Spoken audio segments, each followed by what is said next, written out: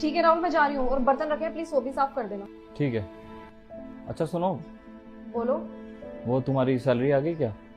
Salary? हाँ salary तो आ गई है, लेकिन तुम्हें क्या करना है मेरी सैलरी का? वो उसमें से ना मेरे को 15,000 रुपये की ज़रूरत थी, तुम उधार दे दो मेरे को। पर मेरी सैलरी है, मैं अपनी सैलरी तुम्हें क्यों दूँ?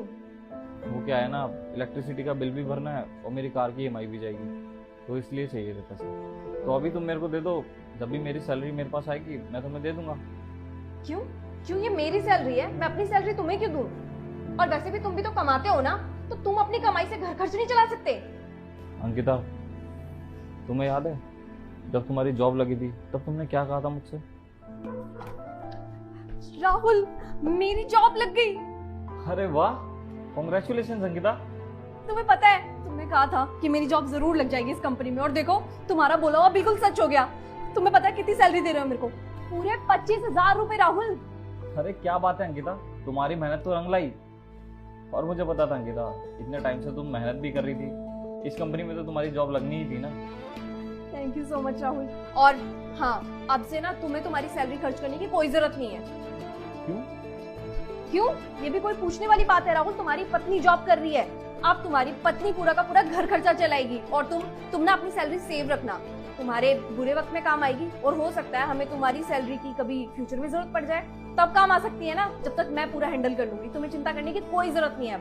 अब ना अपने दिमाग से जो फालतू की टेंशन है वो बिल्कुल हटा दो। ठीक है अंकिता, मैं भगवान का कैसे शुक्रिया अदा करूं। देखो ना, मेरे को कितनी सपोर्टिव पत्नी मिली है जो मेरा इतना ख्याल रखती है। हाँ राहुल, सच में मैं बहुत खुश हूँ। और राहुल, सबसे पहले थैंक्स तो मैं तुम्हें करना चाहती हूँ। मुझे मुझे क्यों थैंक यू बोलना है? मेहनत तो तुम करती आई हो ना। क्योंकि अगर तुम मेरे को सपोर्ट नहीं करते, शादी के बाद मेरी पढ़ाई लिखाई का खर्चा तुम नहीं उठाते, तो राहुल मैं इतना सब कुछ कैसे अचीव करती? तो सबसे पहला थैंक यू तो तुम्हारा बनता है ना। अंकिता, ये सब तो मेरा फर्ज है यार, तुम मेरी बीवी हो, तुम्हारे लिए इतना नहीं करूंगा तो किसके लिए करूंगा? चलो ठीक है, मैं काम करती हूँ, तुम्हारे लिए कुछ अच्छा सा रेडी करती हूँ। तुम बताओ तुम्हें क्या खाना है? मटर पनीर? जो तुम्हें ठीक लगे वो बना लो। ठीक है, मैं तुम्हारे लिए मटर पनीर बनाती हूँ। 2 मिनट रुको। सही है अंकिता, शादी के बाद जब तुम्हें पढ़ाई करनी थी, उस पढ़ाई से लेकर तुम्हारी जॉब तक का खर्चा तुम्हें मैंने दिया, और कभी तुमसे कोई सवाल नहीं पूछा। जो तुमने मांगा वो हमेशा ला कर दिया।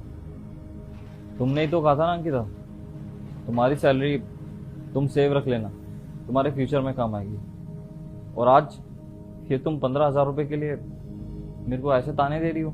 यही होती है अंकिता एक औरत की हकीकत। जब वो कमाती है ना, तो वो सिर्फ अपने लिए कमाती है।